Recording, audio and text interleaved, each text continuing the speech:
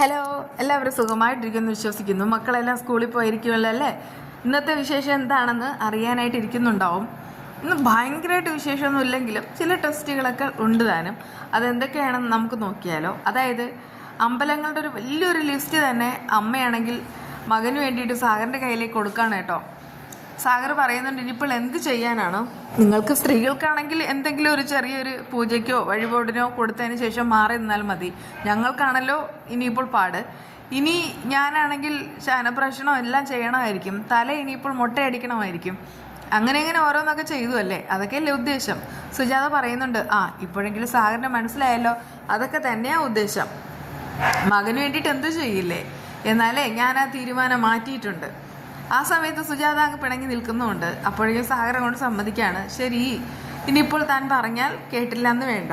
അത്രയ്ക്ക് ഇഷ്ടമാണെന്നൊക്കെ ചോദിക്കുന്ന സമയത്ത് എനിക്ക് അത്രയ്ക്ക് ഇഷ്ടമാണെന്നൊക്കെ അയാളിങ്ങനെ പറയുന്നുണ്ട്. പിന്നെ ഒന്നും പറയണ്ട, അവരുടേതായിട്ടുള്ള റൊമാൻസിലേക്കായിട്ട് കാര്യങ്ങളെല്ലാം നീങ്ങിക്കൊണ്ടിരിക്കുന്നത്. മാനസയാണെങ്കിലോ കഴിക്കാനും കുടിക്കാനും ഒന്നുമില്ലാതെ വിശപ്പും ദാഹവും എല്ലാം സഹിച്ച് വളരെയധികം സങ്കടത്തിൽ പരക്കം പായാണ്. കഴിക്കാനും കുടിക്കാനും വേണമെന്നൊക്കെ പറഞ്ഞിട്ട് അവളിങ്ങനെ വാശി പിടിക്കുന്നുണ്ട്. ആ സമയത്ത് പറയാണ്, അയ്യോ എൻ്റെ തൊണ്ട നനയ്ക്കാൻ പോലും വെള്ളമില്ലല്ലോ, എനിക്ക് വെള്ളം ഇല്ലെങ്കിൽ പറ്റത്തില്ല, വെള്ളം കുടിക്കണമെന്നൊക്കെ പറയുന്ന സമയത്ത് വരുണാണെങ്കിൽ കുറച്ച് വെള്ളം കൊണ്ടുവന്ന് കൊടുക്കുന്നുണ്ടേ. ആ സമയത്ത് അവൾ ചോദിക്കേണ്ടത്, ഏത് വെള്ളം? ഇതേ അത്ര അത്യാവശ്യം വരുമ്പോൾ മാത്രം കുടിച്ചാൽ മതി. ആ സമയത്താണ് വാഷ്റൂമിൽ വെള്ളമാണെന്നുള്ള കാര്യം മനസ്സിലാവുന്നത്. അപ്പോഴേക്കും അവളിങ്ങനെ മുഖമെല്ലാം തിരിച്ചിട്ടിരിക്കുകയാണ്. എന്നിട്ട് പറയുന്നുണ്ട്, അയ്യേ എനിക്കങ്ങും വയ്യ. നീ അത് കളഞ്ഞാലേ ഇനി വെള്ളം പോലും കിട്ടില്ല, ഇനി ഞാൻ അത് എടുക്കാനായിട്ട് അതിനകത്തേക്ക് കയറുകയില്ല എന്ന് പറഞ്ഞിട്ട് വരുൺ ഇങ്ങനെ മുഖം തിരിച്ചിരിക്കുന്നുണ്ട് കേട്ടോ. ഇനിയിപ്പോൾ എങ്ങനെ ഉറങ്ങും എന്നോർത്തിട്ട് വല്ലാത്ത ആദിയുണ്ട്. ആ സമയത്ത് മാനസ തറയിൽ കിടന്ന് ഉറങ്ങാണ്. അപ്പോഴേക്കും വരുൺ വന്നിട്ട് പറയുന്നുണ്ട്, തറയിലൊന്നും കിടക്കേണ്ട, ബെഡ് ശരിയായിട്ടുണ്ട്. അങ്ങനെ ഒരു ഉറങ്ങാൻ വേണ്ടിയിട്ട് മാത്രം, അത് ബെഡോ ഒന്നുമല്ല, ഒരു ചെറിയൊരു തുണി പോലത്തെ ഒരു സാധനം അതിങ്ങനെ വിരിച്ചു കൊടുക്കുന്നുണ്ട്. ആ സമയത്ത് വരുണും കൂടെ കിടക്കാൻ നേരത്തെ അവൾ ചോദിക്കണം, എങ്ങോട്ടാണ് പോണത്? എനിക്ക് നിന്നെ വിശ്വാസമില്ല, നീ അങ്ങോട്ട് മാറിക്കിടക്ക്, കാരണം നീ എന്നെ വല്ലതും ചെയ്താലോ. അത് കേട്ടിട്ട് വരുൺ പറയുന്നുണ്ട്, എനിക്കാണ് നിന്നെ വിശ്വാസം ഇല്ലാത്തത്. അതെ, ഇനിയിപ്പോൾ ജീവിതത്തിലേക്കാണോ മരണത്തിലേക്കാണോ എന്ന് പോലും അറിയില്ല. അതിനിടയ്ക്കാണ് നിന്റെ ഒടുക്കത്തെ സംശയം. അത് കേട്ട് അവൾ പറയുന്നുണ്ട്, ഇവിടെ നിന്ന് നമുക്ക് രക്ഷപ്പെടാൻ എന്തെങ്കിലും വഴിയുണ്ടോ? അതെന്ത് വഴി? ഒരു വഴിയുമില്ല. ഇനിയിപ്പോൾ ഇതിനകത്ത് തന്നെ കിടക്കാനാണ് വിധി. നിന്റെ ഓരോ ഐഡിയ ആയിപ്പോയി. ഇങ്ങനെ തന്നെ നീ ഓരോ ഐഡിയ ആയിട്ട് കൊണ്ടുവരും. അവസാനം ഞാനും കൂടെ വെള്ളത്തിലാവും. കുറച്ച് ദിവസമായിട്ട് ഇങ്ങനെയൊക്കെയാണല്ലോ ഇവിടെ നടന്നുകൊണ്ടിരിക്കുന്നത്. അത് കേട്ട് മാനസിക സങ്കടം വരുന്നുമുണ്ട്. കൺമണിയെ കുരുക്കാനായിട്ട് ഓരോന്നും ചെയ്തു. അവസാനം എന്ത് സംഭവിച്ചു? അതൊക്കെ ഓർത്തിട്ട് രണ്ടുപേർക്കും ടെൻഷനും കാര്യങ്ങളും ഒക്കെ ഉണ്ട്. അതിനിടയ്ക്ക് അതൊക്കെ വിരിച്ചിട്ട് അങ്ങോട്ട് മാറിക്കിടക്കാനായിട്ട് മാനസ പറയുന്നു. ഒടുവിൽ വരുൺ തന്നെ മാറിക്കിടക്കാണ്. എന്നിട്ട് പൊടി, എന്തിനാടി ഇങ്ങോട്ട് നോക്കണേ, അങ്ങോട്ട് നോക്കടി എന്നൊക്കെ ഇങ്ങനെ പറഞ്ഞിട്ട് മാനസമായിട്ട് വട്ടം ചുറ്റിക്കുന്നുണ്ട് കേട്ടോ. ആ സമയത്ത് മാനസ ഇങ്ങനെ ഭയങ്കര സങ്കടത്തിലിരിക്കുന്നുണ്ട്. പിന്നീട് രണ്ടുപേരും രണ്ടു വശത്തായിട്ട് കിടക്കാണേ. ജയമോഹൻ ആകെ ടെൻഷനിലാണ്. ഏമ വന്നിട്ട് എന്താന്നൊക്കെ ചോദിക്കുന്നുണ്ട്. നമ്മുടെ മോളെ ഞാൻ പലതവണ വിളിച്ചു, പക്ഷെ വിളിച്ചിട്ട് കിട്ടുന്നില്ല. അത് കൊള്ളാം. പലതവണ ഞാനായിട്ട് പറയുന്നുണ്ട് അവളുടെ പോക്ക് ശരിയല്ല. ആ സമയത്ത് നിങ്ങൾ എന്താ പറയാറ്? അവളിങ്ങനെ പറക്കട്ടെ, പറന്ന് ഏതെങ്കിലും കൊമ്പിൽ പോയി ഇരുന്നോട്ടെ. അത് കേട്ട് അയാൾ പറയുന്നുണ്ട്, അതൊക്കെ ശരി തന്നെയാണ്, പക്ഷേ ഇന്നത്തെ കാലത്ത് നമുക്ക് ആരെയും അങ്ങനെ നിർബന്ധിച്ച് നിർത്താനൊന്നും പറ്റത്തില്ല. ഇവിടെയാണെങ്കിൽ എനിക്ക് വല്ലാത്തൊരു ടെൻഷനുണ്ട്, അവളൊരു പെൺകുട്ടിയായില്ലേ. അത് കേട്ട് ഞാൻ പറയുന്നുണ്ട്, നിങ്ങൾ ഇതുവരെ അങ്ങനെയൊന്നും അല്ല പറഞ്ഞുകൊണ്ടിരുന്നത്. ഇനിയിപ്പോൾ ഓരോന്നോർത്ത് ടെൻഷൻ അടിക്കണ്ട, ഒരു കാര്യം ചെയ്യൂ, അവളുടെ കൂട്ടുകാരികളെല്ലാം ഒന്ന് വിളിച്ചേക്ക്, എന്നിട്ട് അവരോടൊക്കെ അവിടെ എത്തിയോന്ന് ചോദിക്കുക. അതിന് വിഷയം എന്താ വേണ്ടെന്ന് വെച്ചാൽ ചെയ്യാം. ആ സമയത്ത് അത് കേട്ടിട്ട് ജയമോഹന് കുറച്ചുകൂടെ സങ്കടമൊക്കെ ഉണ്ടാവുന്നുണ്ട് കേട്ടോ. അങ്ങനെ സുജാത വീണ്ടും സാഗറിൻ്റെ അടുക്കിലേക്ക് വരികയാണ്. എന്നിട്ട് ചോദിക്കുന്നുണ്ട്, നമ്മുടെ മകൻ വിളിച്ചു വന്ന്. കുറച്ച് മുമ്പ് വിളിച്ചിട്ട് എല്ലാവരുടെ അന്വേഷണം തിരിഞ്ഞു. അത് കേട്ടിട്ട് സുജാതയ്ക്ക് സംശയമാവുന്നുണ്ട്, എന്നെപ്പറ്റി അവൻ ചോദിച്ചോ? പിന്നല്ലാതെ ചോദിച്ചില്ലേ എന്നോ? ഞാൻ ഭക്ഷണം കഴിച്ചോ എന്ന് ചോദിക്കുന്നതിന് മുമ്പ്, കൃപയും ചേച്ചിയമ്മയും കുറിച്ച് ചോദിക്കുന്നതിന് മുൻപ് അവനാണെങ്കിൽ തന്നെക്കുറിച്ചാണ് ചോദിച്ചത്.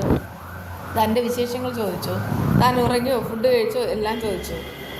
അത് കേട്ട് സുജാതയ്ക്ക് ഒത്തിരി സന്തോഷമാവുന്നുമുണ്ട്. തനിക്കിപ്പോൾ ഒരുപാട് മാറ്റം ഉണ്ടെന്നൊക്കെ സാഗർ ഇങ്ങനെ പറയാണ്. ഇനിയിപ്പോൾ താൻ വാ, ഉറങ്ങുന്നില്ലേ ചോദിക്കുന്ന സമയത്ത് അയാളാണെങ്കിൽ വീണ്ടും ഓരോ റൊമാൻസായിട്ട് വരുന്നുമുണ്ട്. സുജാത ആ സമയത്ത് ഓടുകയാണ് കേട്ടോ. അങ്ങനെ രാത്രിയാണ്. കുറേ സമയത്തിന് ശേഷം കൃപയുടെ റൂമിൻ്റെ പുറത്ത് വാതിൽ മുട്ടി കേൾക്കുകയാണേ. ആ സമയത്ത് അവൾ പോയിട്ട് നോക്കുമ്പോൾ സുജാതയാണ്. എന്താ അമ്മയും ചോദിക്കുന്നു. അല്ല, കൃഷി വിളിച്ചില്ലേ? അത് കേട്ട് കൃപ പറയുന്നുണ്ടോ, അതാണോ കാര്യം? ഏട്ടൻ വിളിച്ചിട്ട് എന്താ പറഞ്ഞത് ഹലോ എന്ന് പറഞ്ഞു, അവസാനം ഗുഡ് നൈറ്റ് പറഞ്ഞു. അതൊന്നുമല്ല, എന്നെക്കുറിച്ച് ചോദിക്കുന്ന സമയത്ത് കൃപ പറയുന്നൊരു അതാണ് കാര്യമല്ലേ? അമ്മയ്ക്ക് ഇങ്ങനെ വാത്സല്യം ഏട്ടനോട് തോന്നി തുളുമ്പി നിൽക്കുകയാണല്ലേ? കുറച്ച് കഷ്ടമുണ്ടോ അമ്മേ? കുറച്ച് ദിവസത്തിന് മുൻപ് എന്തായിരുന്നു?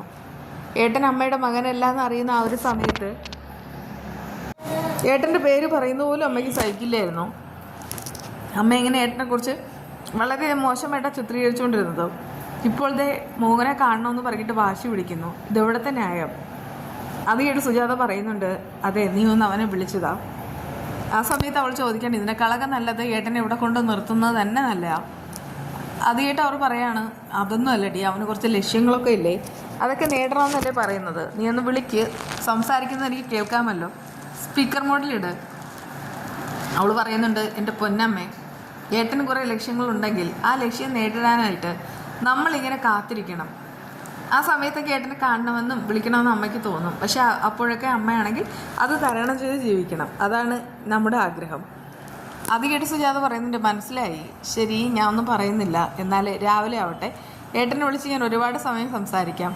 അപ്പോഴേക്കും അമ്മയ്ക്ക് കേൾക്കാമല്ലോ. മതി മോളെ എന്ന് പറഞ്ഞിട്ട് ഭയങ്കര സന്തോഷത്തിലാണ് സുജാത പോകുന്നത്.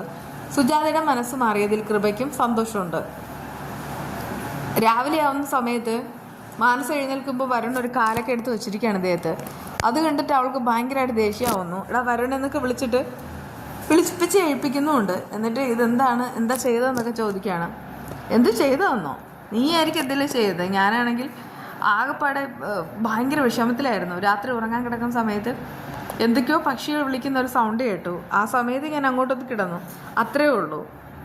അത് കേട്ട് മനസ്സ് പറയുന്നുണ്ട്, എന്നാലും നമ്മൾ എങ്ങനെ രക്ഷപ്പെടും? എങ്ങനെ രക്ഷപ്പെടാൻ? ഒടുക്കത്തെ ബുദ്ധിയല്ലേ അവന്. അതുകൊണ്ട് അവൻ മൊബൈലുമായിട്ട് അവിടെ നിന്ന് പോയിട്ടുള്ളത് എന്ന് പറയുന്ന സമയത്ത് മനസ്സയ്ക്ക് ആ കാര്യം ഓർത്തിട്ട് ഭയങ്കര ടെൻഷൻ ആവുകയാണ്. ബാക്കിയുള്ള കാര്യങ്ങൾ ഇനിയാണ് കേട്ടോ. നമ്മളാണെങ്കിൽ സാധാരണ ഫിഷ് ഫ്രൈ ചെയ്യുന്ന സമയത്ത് എന്തൊക്കെയാണ് അരപ്പിന് കൂട്ടാറുള്ളത്? ഞാനാണെങ്കിൽ ഇവിടെ ചേർക്കുന്നത് ഈ വെളുത്തുള്ളി, പിന്നെ ചെറിയ ഉള്ളി, പിന്നെ കുരുമുളക്, മഞ്ഞൾപ്പൊടി, ഉപ്പ്, പിന്നെ സാദാ മുളക് പൊടി, പിന്നെ കറിവേപ്പില, ഒരല്പം കായപ്പൊടി ഒരു സ്മെല്ലിന് വേണ്ടിയിട്ടാണ്.